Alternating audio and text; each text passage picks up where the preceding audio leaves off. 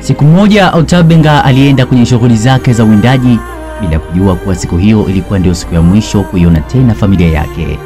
Alipotoka huko nyuma, watu wote wa kijiji chake wakafanywa mauaji ya kutisha na kikosi cha Mfalme Leopold wa pili.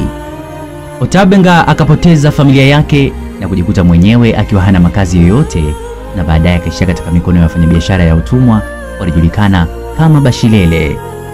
Mwaka 1904 kulitokea mzungu mfanyabiashara na mtafiti kutoka Marekani aliyeitwa Samuel Phillips Verner.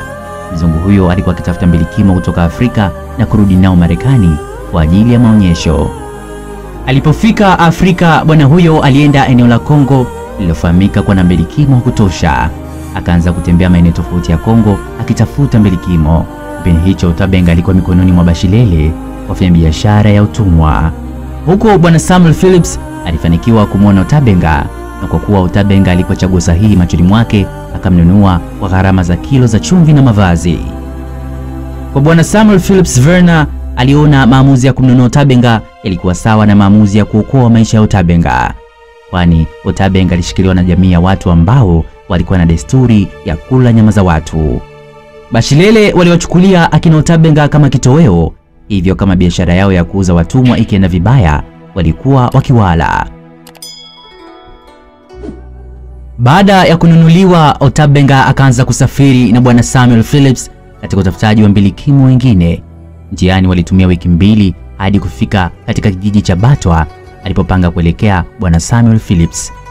Japokuwa jamii nyingi za mbilikimo ziliogopa sana wazungu kutokana na kikosi cha kikatili cha Force Publique kilichomilikiwa na Mfalme Leopold wa pili, ilikuwa ni kazi sana kwa bwana Samuel Phillips kuaminika, lakini Otabenga akawashawishi watu wake wa bwana Samuel Phillips Verner alimwokoa kutoka katika mikono ya wala nyama za watu.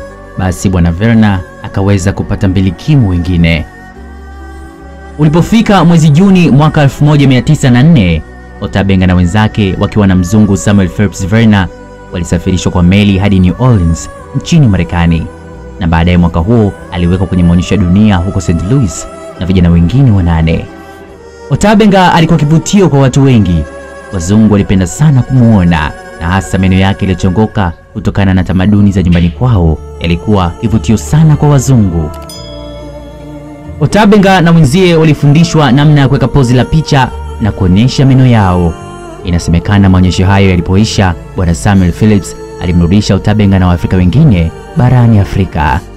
Na huko Otabenga aliendelea kwa karibu na mzungu. Otabenga kujiona anastahili kukaa eneo hilo. Alikuwa mpweke wa kweli kwa sababu jamii ya watu wake wote waliteketezwa na kikosi cha kikatili cha Mfalme Leopold wa pili.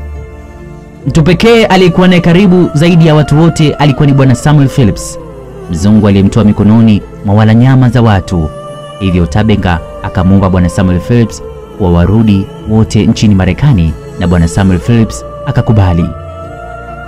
Mwaka 1906 Otabenga alirudi Marekani na bwana Samuel Phillips